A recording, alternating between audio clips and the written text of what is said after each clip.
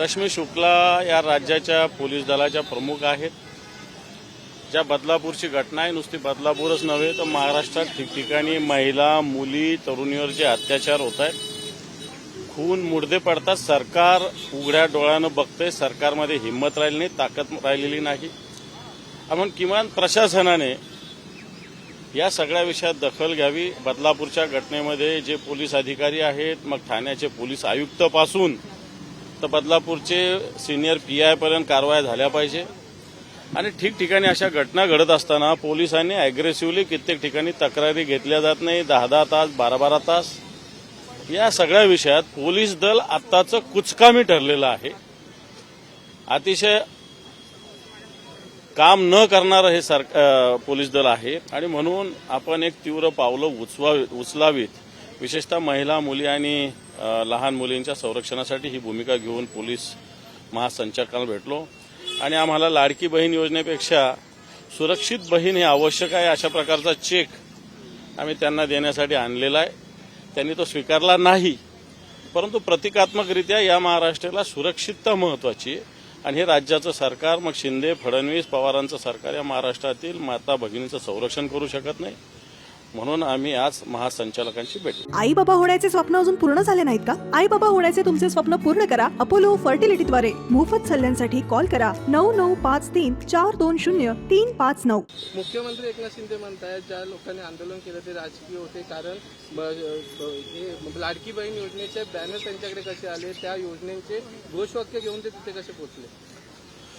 मला वाटतं हे उत्स्फूर्त आंदोलन आहे, जनतेच्या मनातला रोष आहे, त्यांच्या डोळ्यावर झापड आलेली असावी, कारण ते वेगळ्या नशेमध्ये असतील तर मला असं वाटतं जनता त्यांना निश्चित उत्तर देईल।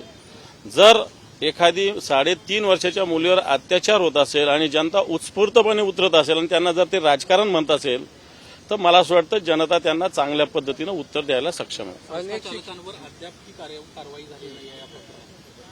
संस्था चालकावर कारवाई झालीच पाहिजे, कारण 15 दिवसाचं CCTV फुटेज त्याच्यातून गायब आहे। जेवढे जबाबदार पोलीस अधिकारी तेवढे जबाबदार संस्था चालक पण आहे।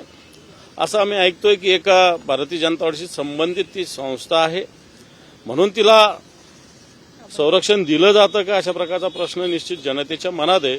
परंतु आम्ही या संस्था चालकावर सुद्धा कारवाई झाली पाहिजे ही मागणी आता पोलीस महासंचालकांना केलेली आहे। अनेक शिक्षण संस्था आहेत ज्यामध्ये बिना रेकॉर्ड चेक केला कर्मचारी नेमले जातात, यावर आपण काही पावलं मला असं वाटतं आपण आत्ताच्या घडीला या विषयावरच लक्ष देऊ। बदलापूरची घटना आणि महिलांची सुरक्षितता महाराष्ट्रातली, बाकी संस्था वगैरे त्याच्यावर कोण नेमायचं याच्याविषयी स्वतंत्रपणे शिक्षण विभाग चर्चा करू।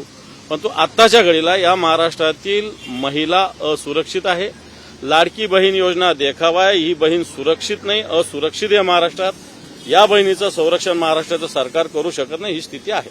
भाजपच्या नेत्यांचा त्यासोबत सपोर्ट असला या ठिकाणी पाहायला मिळत आहे आणि महाराष्ट्रात भाजपच्या सत्तेचं सरकार आहे, त्यामुळे त्यांना कुठे ना कुठे श्रेय। हे पहा, या सगळ्या घटना होताना भारतीय जनता पार्टी ज्या पद्धतीनं काम करते, उदाहरणार्थ पुण्याची घटना घडली होती, गृहमंत्र्यांनी तर समर्थन केलं होतं ना 304 आणि 304 या सगळ्याच्यात भारतीय जनता पार्टीची भूमिका जर बघितली, हाथरसची घटना घडली होती भारतीय जनता पार्टीच्या मंत्र्यांनीच केली होती ना।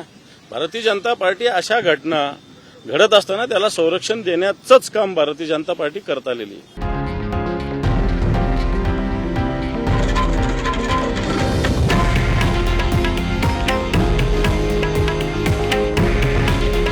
हे आहे देशातील नंबर 1 न्यूज नेटवर्क आणि आपण पाहत आहात TV9 मराठी।